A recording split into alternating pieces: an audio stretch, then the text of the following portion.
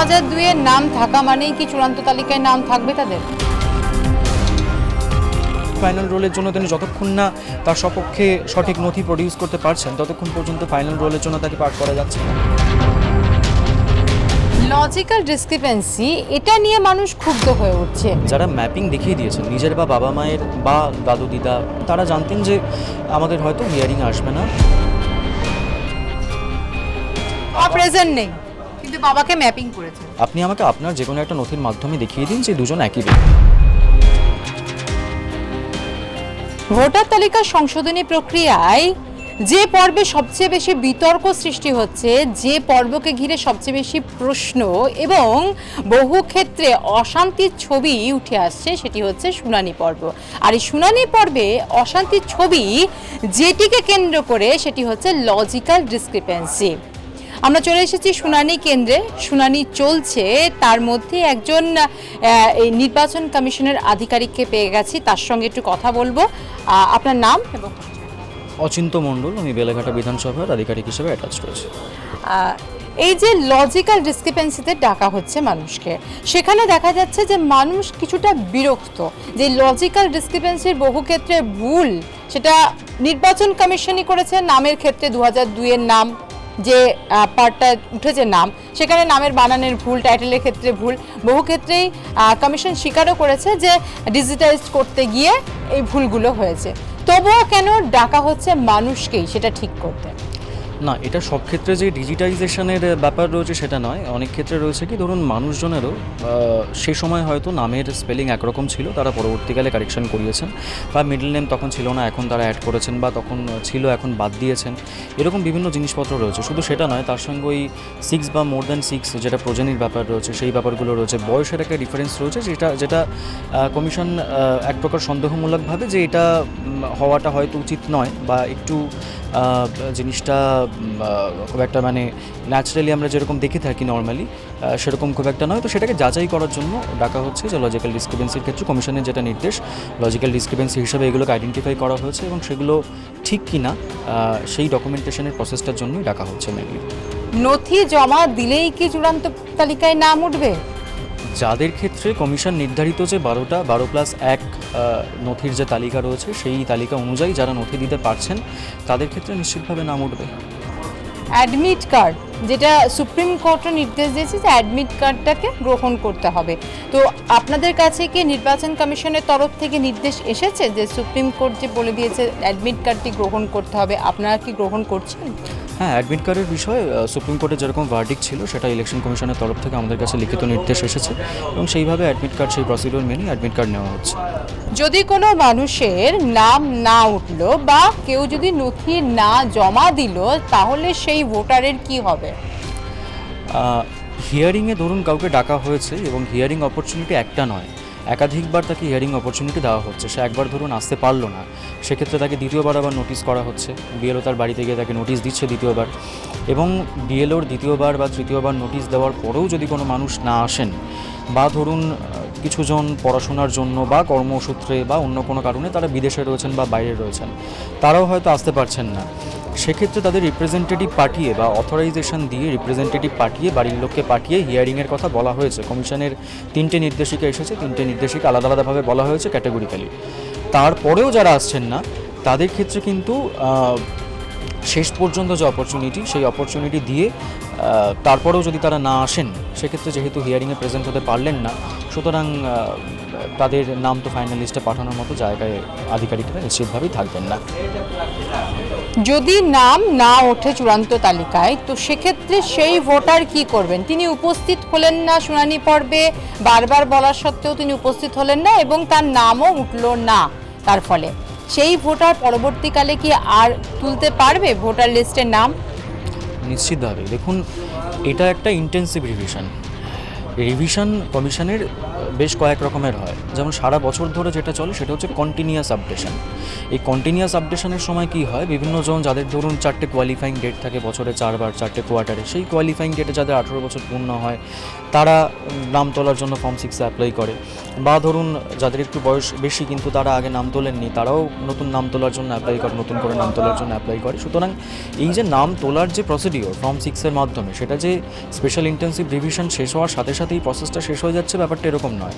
এরপরেও কিন্তু এই নাম তোলার প্রসিডিওরটা থাকবে, কিন্তু এসআইআরের যে ফাইনাল লিস্টটা হচ্ছে সেই ফাইনাল লিস্টে হয়তো তারা থাকবেন না, যাদের ধরুন নাম বাদ যাচ্ছে বা যাদের নাম ফাইনাল লিস্টে তোলা যাচ্ছে না। কিন্তু এখান থেকে নাম বাদ গেলেও পরবর্তীকালে ফর্ম 6-এর মাধ্যমে কিন্তু তাদের নাম নথিভুক্ত করার ভোটার তালিকা অপরচুনিটি থাকবে। নথি জমা দিয়েও যদি কারোর নাম না ওঠে, সেই ব্যক্তিও কি পরবর্তীকালে নাম তুলতে পারবে? নথি জমা দিয়ে নাম না ওঠে বলতে, যেটা কমিশন নির্ধারিত যে নথি, সেই নথি যদি তারা জমা দেন এবং সেই নথি ভেরিফাই, যেরকম ডিস্ট্রিক্ট ইলেকশন অফিসারের তরফ থেকে সেই নথি ভেরিফাই হয়ে আসছে, সেটা যদি ভেরিফাই হয়ে আসে তাহলে নাম বাদ যাওয়ার কোনো প্রশ্নই নেই, তাদের নাম নিশ্চিতভাবে উঠবে। যদি 12টা নথি, 12+1 যে নথি আছে তার থেকে যে কোনো একটা তিনি সঠিকভাবে প্রডিউস করেন এবং সেটা যদি ভেরিফাই হয়ে আসে, তারপরেও যদি তিনি কোনো নথি প্রডিউস করতে অসমর্থ হন, সেক্ষেত্রে হয়তো তার নামটা থাকবে না এবং তিনি পরবর্তীকালে এসআইআর পিরিয়ড কেটে গেলে তার পরবর্তীকালে যখন আবার ফর্ম 6-এর মাধ্যমে কন্টিনিউয়াস আপডেশন হবে, তখন তিনি আবার অ্যাপ্লাই করতে পারেন। সেটা তখন আবার হিয়ারিং বা যে প্রসিডিওর সেগুলো হবে, কমিশন নির্ধারিত যে প্রসিডিওর থাকবে সেটা হবে। লজিক্যাল ডিসক্রিপেন্সি, এটা নিয়ে মানুষ ক্ষুব্ধ হয়ে উঠছে। লজিক্যাল ডিসক্রিপেন্সিটা কি মানুষ ভয় পাচ্ছে বলে ক্ষুব্ধ হচ্ছে, কি বলবেন?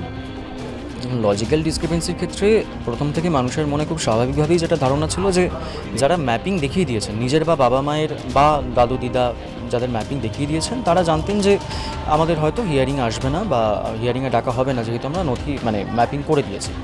এবার এই ম্যাপিংয়ের ক্ষেত্রে 100% নিশ্চয়তা এখানে নিশ্চিত করার জন্য, 100% যে সেটা সঠিক সেটা নিশ্চিত করার জন্য কমিশনের লজিক্যাল ডিসক্রিপেন্সির যে প্রসিডিওরটা সেটা শুরু করেছে এবং সেটা মেনে আমাদের এই কাজগুলো করতে হচ্ছে। এবং সেখানে যখন মানুষ ডাক পাচ্ছেন, তখন স্বাভাবিকভাবেই তারাও আমাদের কাছে বেশ কিছু মানুষ তারা ক্ষোভ উগড়ে দিচ্ছেন যে আমরা ম্যাপিং দেখিয়েছিলাম তা সত্ত্বেও কেন ডাকা হচ্ছে। বিশেষ করে কারোর ক্ষেত্রে যেমন বললাম যে মিডল নেমের কিছু ইস্যু বা স্পেলিংয়ের কিছু ইস্যু, সেগুলোর জন্য যখন ডাকা হচ্ছে তখন কিছু মানুষজন অবভিয়াসলি তারা একটু তাদের ক্ষোভটা উগড়ে দিচ্ছেন।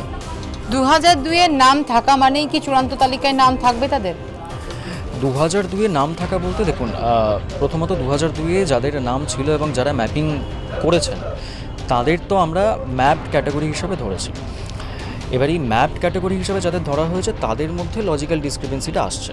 এবার এই লজিক্যাল ডিসক্রিপেন্সির ক্ষেত্রে কিছু কিছু ক্ষেত্রে ধরুন আমরা যেরকম কিছু কেস পাচ্ছি যে নাম সম্পূর্ণভাবে বদলে গেছে। তিনি নাম তার 2002-তে একরকম নাম ছিল, তিনি পুরোপুরি নামটা বদলে নিয়েছেন এবং তিনি তার সপক্ষে সেভাবে কিছু প্রডিউস করতে পারছেন না। তো এরকম কিছু রেয়ার কেস যেগুলোর ক্ষেত্রে তিনি 2002-তে তার যে নাম ছিল এখন নাম সম্পূর্ণ বদলে গেছে এবং তিনি দেখাতে পারছেন না যে দুজন একই ব্যক্তি, সেগুলোর ক্ষেত্রে খুব স্বাভাবিকভাবেই ফাইনাল লিস্টের জন্য পাঠানো খুব একটা সম্ভব হচ্ছে না, যেহেতু তিনি নথি পেশ করতে পারছেন না সঠিকভাবে।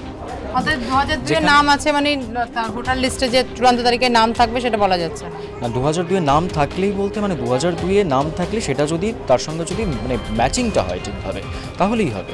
কারণ নাম ধরুন সম্পূর্ণ অন্য রয়েছে, তখন 2002-তে তিনি দেখাচ্ছেন যে তার বাবার নাম একরকম রয়েছে এবং 2025-এ তার বাবার নাম আরেক রকম রয়েছে। অর্থাৎ 2002-এ তিনি যে ব্যক্তিকে দিয়ে ম্যাপিং করিয়েছেন তার বাবার নামের সঙ্গে ওনার এখনকার বাবার নাম মিলছে না। তাহলে সেক্ষেত্রে নিশ্চিতভাবেই ফাইনাল রোলের জন্য তিনি যতক্ষণ না তার সপক্ষে সঠিক নথি প্রডিউস করতে পারছেন ততক্ষণ পর্যন্ত ফাইনাল রোলের জন্য তাকে পাঠ করা যাচ্ছে না। 2002-এ কারো বাবার নাম আছে, কিন্তু পরবর্তীকালে হয়তো 2002-এর পরে তার বাবা মারা গেছেন, তিনি 2002 বাবাকে ম্যাপিং করেছেন, ম্যাপিংয়ে তিনি নাম উঠে গেছে তার খসড়া তালিকায়। তো সেক্ষেত্রে চূড়ান্ত ভোটার তালিকায় তা ডাকা হচ্ছে তাকে, এবং তার বাবার যদি কোনো নথি না থাকে এবং লজিক্যাল ডিসক্রিপেন্সিতে যদি সেই সন্তানকে ডাকা হয়, তাহলে সেই সন্তান কি করবে? তার নাম কি চূড়ান্ত তালিকায় থাকবে? হ্যাঁ, এখানে তার বাবা প্রেজেন্ট নেই কিন্তু বাবাকে ম্যাপিং করেছে, ঠিক আছে, তাতে কোনো অসুবিধা নেই। বাবা 2002 থেকে 2025-এর মধ্যে মারা গিয়ে থাকতেই পারেন। কোনো নথি না থাকলে বাবা প্রয়োজন নেই। যাদের ধরুন 1987 আগে যাদের জন্ম, তাদের ক্ষেত্রে নিজের যে কোনো একটা নথি, এবং এখানে ব্যাপারটা এরকম নয় যে নিজের বাবা মা সকলের লজিক্যাল ডিসক্রিপেন্সির ক্ষেত্রে সকলের নথি আনতে হবে। এটাই যেটা বলা হচ্ছে যে আপনি বাবাকে দিয়ে ম্যাপিং করিয়েছেন, ঠিক আছে, এটা যে আপনার মানে এই নামটার সঙ্গে এখনকার যে নামটা আপনার বাবা সেটা মিলছে না। আপনি আমাকে আপনার যে কোনো একটা নথির মাধ্যমে, কমিশন নির্ধারিত যে নথিগুলো রয়েছে তার যে কোনো একটা নথির মাধ্যমে আমাকে দেখিয়ে দিন যে বাবার নামটা তখন ছিল, এখন যে বাবার নামটা আপনি আর কি দেখাচ্ছেন, এই দুটোর মধ্যে কিছু মাইনর বা মেজর মিসম্যাচ রয়েছে। আপনি আমাকে আপনার যে কোনো একটা নথির মাধ্যমে দেখিয়ে দিন যে দুজন একই ব্যক্তি, তাহলেই হবে। বাবা মাঝখানে মারা গিয়ে থাকতেই পারে, কোনো অসুবিধা নেই তাতে। সন্তান 6 বা তার বেশি হলে তাদেরকে ডাকা হচ্ছে, এবং সেখানে মানুষ একটু ক্ষুব্ধ যে কেন এক্ষেত্রে ডাকা হবে। হ্যাঁ, এখানে কিছু কিছু জায়গায় কিছু অসঙ্গতি পাওয়া গেছে, সে কারণেই কমিশন এরকম নির্দেশিকা দিয়েছেন এবং সেটা মেনেই করতে হচ্ছে। এখানে ব্যাপারটা এরকম নয় যে 6-এর বেশি হলে মানে তাদের বাদ দিয়ে দেওয়া হবে কিছু। 6-এর বেশি হলে জাস্ট সেটা যাচাইকরণ করার জন্য ডাকা হচ্ছে যেটা সঠিক কিনা, ম্যাপিংটা সঠিক কিনা। যে 6-এর বেশি ধরুন কোনো একজন মানুষকে দিয়ে তার 6-এর বেশি সন্তান দেখানো হয়েছে, তো তার যে সন্তানরা মানে যারা তাকে দিয়ে ম্যাপিং করিয়েছেন, তার প্রজেনি হিসাবে নিজেকে দেখিয়েছেন, তারা মানে সেই ডকুমেন্টটাকে প্রডিউস করতে হবে যে আমি যাকে দিয়ে ম্যাপিং করিয়েছি সেটা সঠিক, আমি ভুল ম্যাপিং করাইনি। আমি যাকে দিয়ে মানে ম্যাপিংটা করিয়েছি তিনি আমার বাবা বা মা বা গ্র্যান্ডফাদার বা গ্র্যান্ডমাদার, এই জিনিসটা দেখাতে হবে, আর কিছু না। 1,67,00,000 আনম্যাপড আর লজিক্যাল ডিসক্রিপেন্সি মিলিয়ে প্রায়। তো সেক্ষেত্রে কি বলবেন, এই সংখ্যাটা কি কমবে? মানে চূড়ান্ত তালিকায় কি এদের মধ্যে বহুজনেরই নাম থাকবে, না এখানে দেখা যাবে যে বহুজনের নাম থাকছে না চূড়ান্ত তালিকায়? দেখুন, গোটা রাজ্যের ফিগার তো নিয়ে আমি সেভাবে কিছু বলতে পারবো না, তবে যারা লজিক্যাল ডিসক্রিপেন্সির ক্ষেত্রে যাদের ডাকা হচ্ছে বা যারা আসছেন তাদের অনেকেই নথি দেখাতে পারছেন, বা নো ম্যাপিংয়ের ক্ষেত্রেও যারা এসেছেন। তো রেশিওটা ঠিক কী হতে চলেছে বা কী হতে পারে সেই বিষয়ে কিছু এই মুহূর্তে আমি বলতে পারছি। আর একটা লাস্ট প্রশ্ন, আপনারা তো নথি জমা নিচ্ছেন, চূড়ান্ত সিদ্ধান্ত তো আপনারা নিতে পারছেন না, আপনারা নথি জমা দিয়ে জাস্ট দিয়ে দিচ্ছেন, মানে আপনাদের কাছে অজানা যে সেই নামটি থাকবে কি থাকবে না চূড়ান্ত তালিকায়? না, অজানা নয়, আমরা যখন নথিটা নিচ্ছি সেই মুহূর্তে আমরা ডিসাইড করতে পারছি না যে নাম থাকবে কি থাকবে না। নথিটা পাঠানো হচ্ছে যাচাইকরণের জন্য, মানে নথিটা ঠিক আছে কিনা সেটা ডিস্ট্রিক্ট ইলেকশন অফিসারের কাছে পাঠানো হচ্ছে, তার তরফ থেকে সেটা ভেরিফাই হয়ে আসছে। যখন সেটা ভেরিফাই হয়ে আসছে, মানে ভেরিফাইড হয়ে যদি সেই বিষয়টা চলে আসে আমাদের কাছে, সেই নথি বা সেই পার্টিকুলার যিনি ইলেক্টর আছেন তার নথি যদি চলে আসে, তাহলে সেখানে ইআরও বা এইআরওর হাতেই সেই দায়িত্বটা রয়েছে, তিনি একটা অর্ডার শিট করে তার নামটা ফাইনাল লিস্টের জন্য, মানে ফাইনাল রোলের নাম তোলার জন্য পাঠিয়ে দিতে পারছেন, কোনো অসুবিধা নেই। অনেক ধন্যবাদ। আসল যে বাছাই, সেই বাছাই করবেন কিন্তু জেলা শাসক বা জেলা নির্বাচনী আধিকারিকরা। শুনানি পর্বে এসে শুধুমাত্র নথি জমা দিতে হচ্ছে, সেই নথি ভেরিফাই হবে অন্য জায়গায়, তারপর চূড়ান্ত তালিকায় নাম উঠবে।